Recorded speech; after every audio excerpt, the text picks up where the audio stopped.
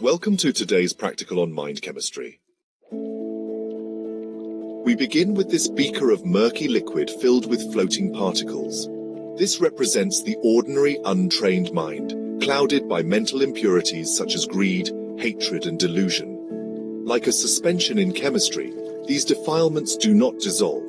They remain scattered throughout, creating a state of mental instability and obscured clarity.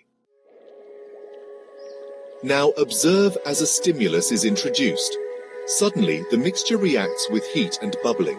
This simulates an exothermic reaction, where stored energy is rapidly released upon activation. The mind responds similarly.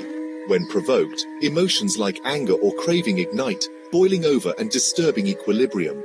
This illustrates the reactive nature of an untamed emotional mind. Next, we add a calming reagent. Samatha meditation, represented here by a blue stabilizing solution.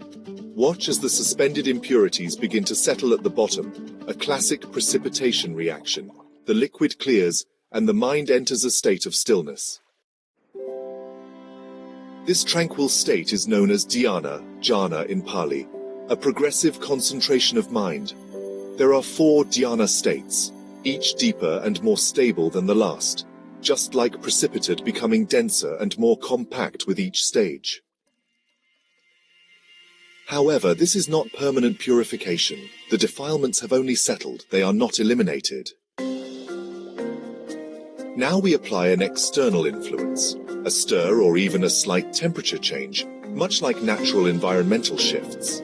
Instantly, the precipitate disperses back into the solution, making it cloudy again.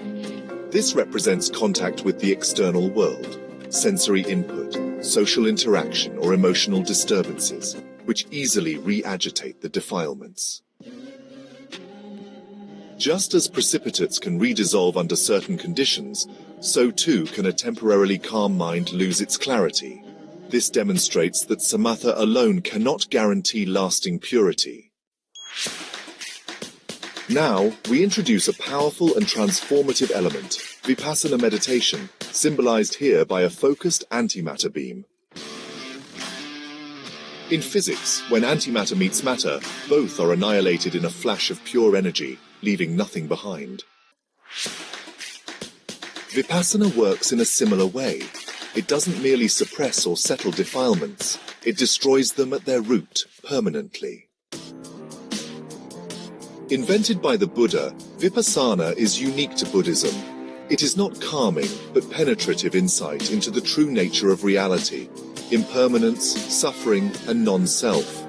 This deep analytical awareness brings irreversible change. Vipassana has 4 stages, culminating in the Arahant stage, where all mental impurities have been completely and irreversibly annihilated. Unlike precipitation, there is no reversal, no re-agitation, only liberation. Finally, observe the resulting beaker, now holding a crystal-clear radiant solution, utterly pure.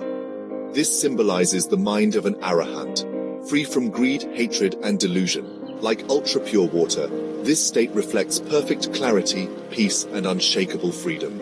The final goal of our mental chemistry experiment has been reached. This scientific model reveals a profound inner alchemy.